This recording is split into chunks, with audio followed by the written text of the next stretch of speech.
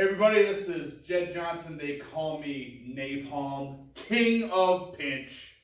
And I'm answering a question that came up on one of my videos during the month of December. So the original question was, what are some good grip training exercises for football players? And I talked about using slam balls to work their grip. So someone wanted to know some examples. So I'm going to show you 5 examples of exercises that I use here in my gym at Peak Strength and Fitness using slam balls. And I'll tell you what, these are great for football players. I also use them for my wrestlers, and I even have my adult lifters. Even the ladies do the majority of these exercises.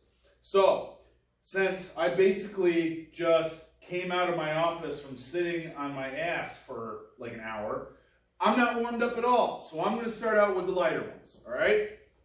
So these are slam balls, meaning they can be thrown and slammed, and they're supposed to be able to take a beating. But the only one drill that I do with these that actually involves slamming is one of 2 things. We'll take the 15-pound ball.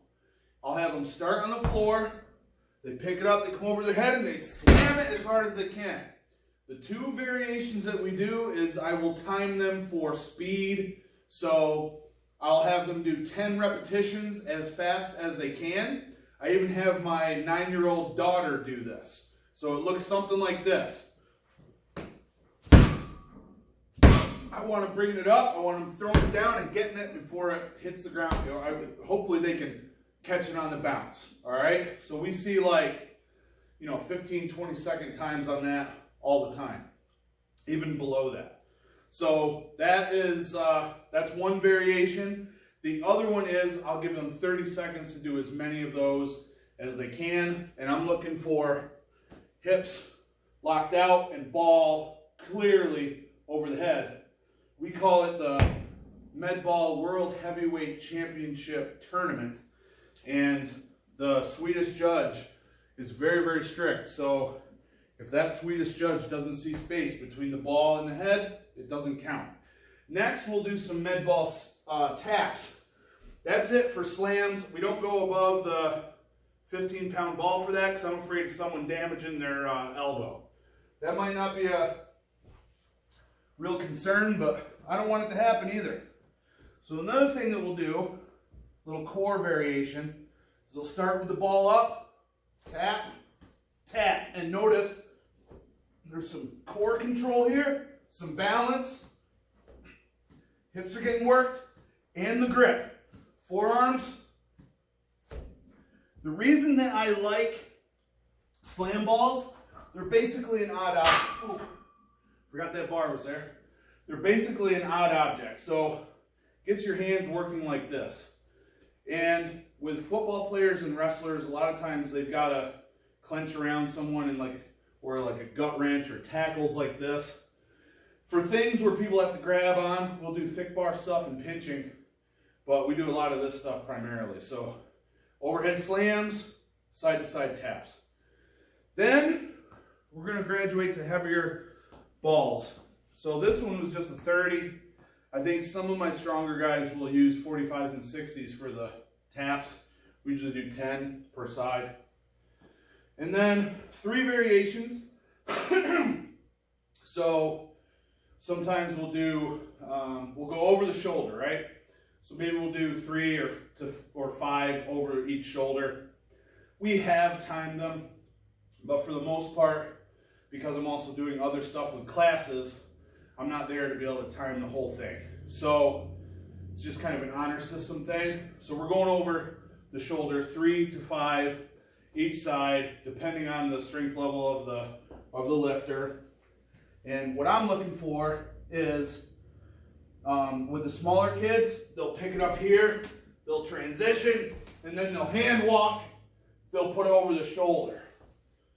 With the bigger kids, the stronger kids, I want to see that ball coming from the floor just about right straight over the shoulder and really propelling it and getting some distance up over the shoulder so it'll look like this. Like that. So now I'm cupping around, compressing around. I'm pulling with the hands and the arms. I'm popping it up over my shoulder. I'm getting the hips and core involved. And there's a conditioning level associated with it. And then they'll just turn around, go over the other shoulder, turn around, go over the first shoulder.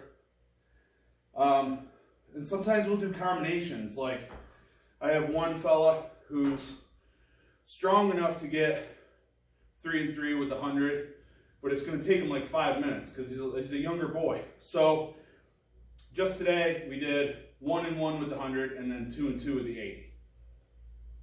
Another variation that we do is we'll do what's called Medball push. So this one involves picking it up off the floor, cleaning it, and then driving it into the air. And I want to see distance away from the hands. Okay, so this is grip up to here, then hips and power and pressing power up over the head. And generally this is for 10 repetitions and it's timed as well. Back down, pick it up, and push press it over. Finally, we will come over to the bar that I cracked my head on earlier. Notice how I no-sold that. Very, very tough. Anybody wants to step to this, you're making a mistake, brother. I am the king of pinch. So, this is just like Atlas stones. So we're going to line up here. We're going to put the ball over the bar. If the athlete is alone, they'll duck under, pick the ball back up, throw it out. If we have a pairing, then might have one person out here, one person inside the cage, and they're just passing the ball back and forth. On occasion, we've also had groups of 3 people, and they'll just follow each other around. So pop it over, we'll take the pin out. Now this person comes in here, that person loads the ball over, they come inside. Now the third person loads it inside. Now I'm here, right? So it's going to look just like this. They're going to bring it up, they're going to load it over. Now, of course, this is a cage, so the bar is adjustable. So we're going to match the height of the bar to the height of the athlete. Also, it can depend on what that athlete has to do. Especially like a wrestler that has to pick a dude up more for takedowns to roll over, then we might move this bar up a little bit higher. So it's going to depend a little bit on the strength level of the athlete, what you want to accomplish from the drill.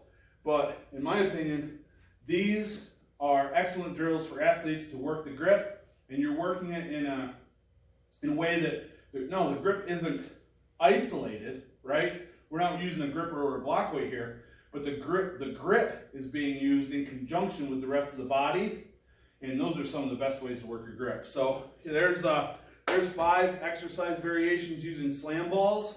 Yeah, it is a slam, quite a collection of slam balls. I have 15, 30, 45, 60, 80, and 100. And then sometimes we'll even use the real heavy sandbag, the duffel bag, and do some of these variations with the sandbag. It is an expensive collection, but I mean, it's for my athletes. I want the best for them, and my athletes are excellently prepared, they're strong, and they're conditioned from these drills. So, and plus I get to use them a little bit in my training. It's a great time. Any questions, let me know. Sure, there's thousands of other things you can do. This is not an exhaustive list, but this will get you started. Hope it's been helpful. If so, then give the video one of these, brother. Any other questions, leave them in the comments section below. And if you haven't yet, you better make sure to subscribe. See ya.